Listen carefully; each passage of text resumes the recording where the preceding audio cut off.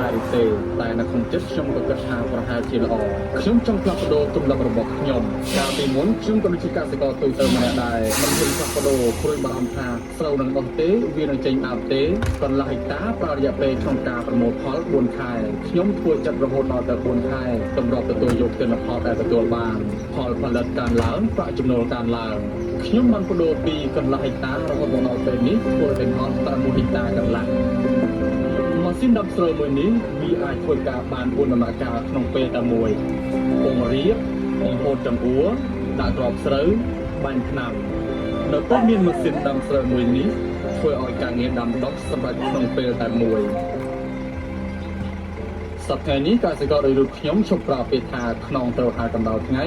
ឯមុខខ្ញុំទៅដីទៀតហើយធ្វើស្រែងាយស្រួលជាងសម័យមុនប៉ុន្តែទោះបីជាងាយស្រួលយ៉ាងណាក៏ដោយប៉ុន្តែប្រសិនបើបងប្អូនប្រជាកសិករ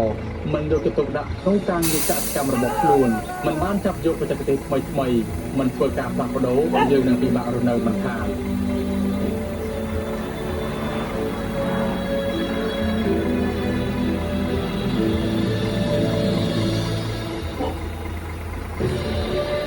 ថ្ងៃនេះក្រៅពីមានក្តីសុខជាមួយការងារសាច់ចម្ការហើយនោះ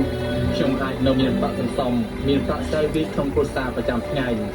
មានប្រាក់ឲ្យកូនទៅសាលារៀនសម្រាប់ការចែករំលែកវិញនៅពេលមានប្រជុំមានការអប់រំផ្សេងៗខ្ញុំតែងតែរំលែកនៅអ្វីដែលខ្ញុំបានធ្វើហើយមានក្តីសុខធ្វើឲ្យទទួលបានលទ្ធផលពិតដើម្បីឲ្យបងប្អូនប្រជាកសិករមួយចំនួនដែលកំពុងជួបបញ្ហាឲ្យចូលមកទទួលយកនៅវិជ្ជាជីវិតដែលមានក្តីសុខជាមួយការធ្វើស្រែចម្ការឲ្យពួកគេមានលុយសល់និងមានលុយសម្រាប់ការធ្វើស្រែក្នុងដំណាក់កាលក្រោយៗទៀត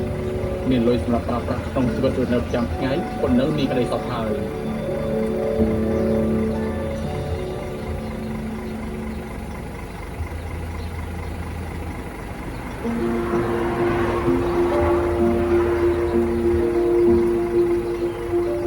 ខ្ញុំមានមោទនភាពក្នុងនាមខ្ញុំជាកសិករម្នាក់នេះគឺជាអ្វីដែលខ្ញុំមានមោទនភាពដែលយើងបានដើរលើផ្លូវដ៏ត្រឹមត្រូវតាំងតែយើងត្រឡប់មកប្រកបអាជីពជាកសិករយើងបាននាំមកនូវចំណេះដឹងការប្រើបច្ចេកវិទ្យាថ្មីៗការគិតបែបថ្មីៗមកអភិវឌ្ឍការធ្វើកសិកម្មតាមបែបសម័យដើមឲ្យមានការផ្លាស់ប្ដូរដើម្បីផលិតគ្រាប់ពូជស្រូវដែលមានគុណភាពល្អចែកចាយទៅបងប្អូនកសិករ